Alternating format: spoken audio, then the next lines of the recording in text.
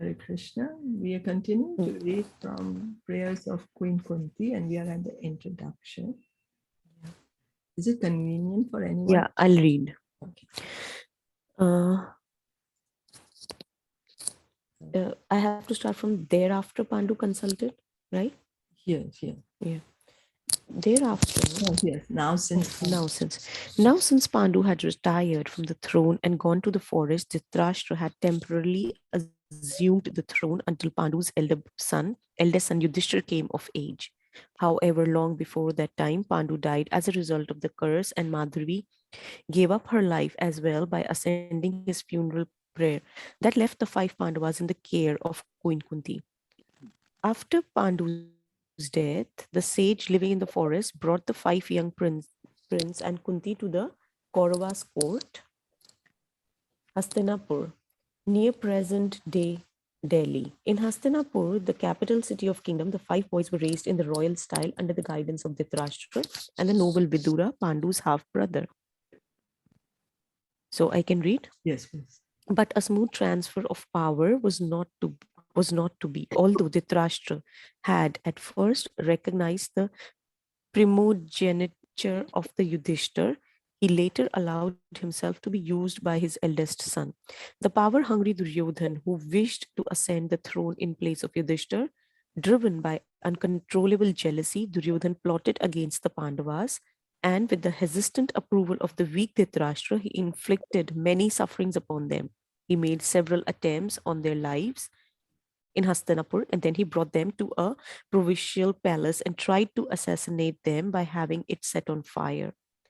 All the while, the 5 youthful Pandavas were accompanied by their courageous mother Kunti, who suffered Duryodhan's atrocities in the company of her beloved sons. So we can see that there were these 5 children were born, and then Pandu died, and so Madri also, she took up Sakti. So imagine, it's only Kunti, and she has to take care of 5 small children, 5 young prince, all alone, a woman taking care of 5 children. It's not easy. It's not easy, so difficult. And then, so that's the reason she comes back home. She comes back to Hastinapur. Dhritarashtra, he welcomes them, of course. But Dhritarashtra still always had wanted the power to be in his hand. And Duryodhan could always see that these Pandavas, they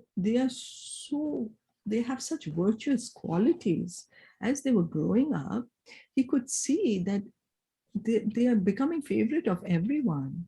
But why are they favorite of everyone? It's because they really had those qualities which attracted everyone to them. But Duryodhan, he would get more and more jealous about it. And so he was trying to do more and more harm to them, more and more harm. And so we can understand what is the emotion that Kunti is going through. Her child is being poisoned by a cake. What would happen to us if somebody tries to poison our child? What would be our state of emotion? If somebody was trying to burn us, all ourselves and all our children inside, the husband is not there, the children are there. And so we can just not even imagine the emotional state of what Kunti is going through. And she's living in that palace. She's living in that palace where each and every time she and her sons are being attacked. So it's not an easy position for her to be in. Not at all. So, miraculously, however, Kunti and the Pandavas repeatedly escaped death, for they were under the loving protection of Lord Krishna, who had incarnated to perform his earthly pastimes. Ultimately, Duryodhan, a clever politician, cheated the Pandavas out of their kingdom and their freedom in a gambling match. As a result of the match, the Pandavas' wife Draupadi was abused by the Kauravas, and the Pandavas themselves were forced to spend 13 years in exile in the forest, to the great sorrow of Kunti. When the 13-year exile has ended, the Pandavas returned to Hastinapur to reclaim their kingdom, but Duryodhan bluntly refused to relinquish it. Then, after some unsuccessful attempts to quell the hostilities, Yudhishthir sent Krishna himself to secure the return of the Pandavas' kingdom by peaceful means. But even this effort failed because of Duryodhana's obstinacy, and both sides prepared for battle. To place Yudhishthir on the throne or to oppose him, great warriors from all corners of the earth assembled, setting the scene for what would prove to be devastating world war. So here now, after being trying to be killed so much, so many times, then again their kingdom is taken away by some by cheating. By cheating means, and they're put in the forest for 13 years. Then again, so we can see how Kunti, what she's going through. And then her daughter-in-law is trying to be disrobed in the assembly where all these respectful people are supposed to be. Can we imagine what would we go through if we were in Kunti's position? Would we even be able to survive these things? I don't think so, Don't think so. We would probably have gotten mad. And then keeping her composure, her countenance, how she was able to glide through all these difficulties because they had Krishna. She had Krishna. They were under the loving protection of Krishna all the time. All the time, Krishna was with them. Krishna was with them, and that's the reason Kunti was able to uh, force all the face all these difficulties and the Pandavas, and then again the war is going to happen. So can you imagine if our children were going to go to war and we don't know if they're going to be killed? What would happen to us? What would happen?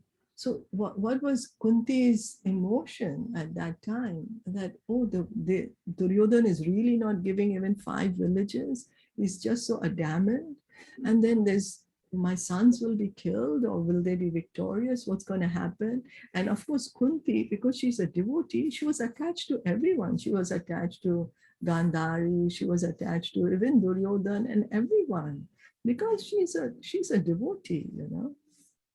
So as a mother, we can try to, we can't even begin to understand what would be her emotional state, going through all these difficulties.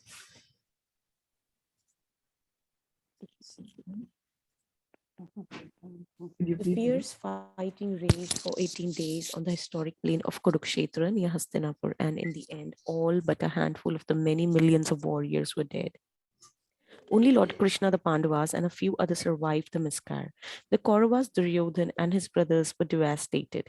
In a desperate gesture of revenge, Ashwathama, one of the surviving Kauravas, mercilessly murdered the 5 sons of Draupadi while they were sleeping. Queen Kunti thus suffered a final blow, the loss of her grandchildren. Arrested and dragged to the Pandavas' camp like a bound animal, Ashwathama was let free only by the astounding compassion of Draupadi. The slaughtered boy the slaughtered boy's mother and Kunti's daughter-in-law who pleaded for his life, but the shameless Ashwathama made one more attempt to kill the last heir of Pandavas, their unborn grandson in the womb of Uttara. By hurling the supreme Brahmastra weapon, when she saw the missile flying straight at her, Uttara immediately ran to the shelter of Lord Krishna, who was just about to depart for Dwarka, his majestic capital city. Krishna protected the Pandavas and their mother Kunti from imminent death by stopping the weapon's uncontrollable heat and radiation with his own Sudarshan disc.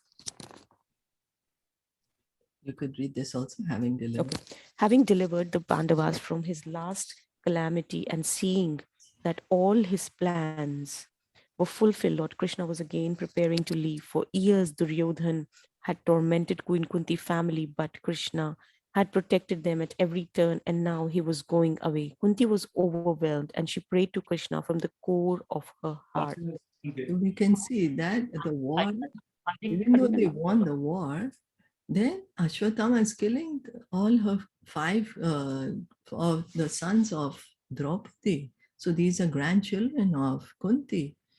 You know, Imagine, and they were all young boys. Young boys. What would a grandmother go through to see that her grandchildren are being beheaded like that in such a ghastly manner?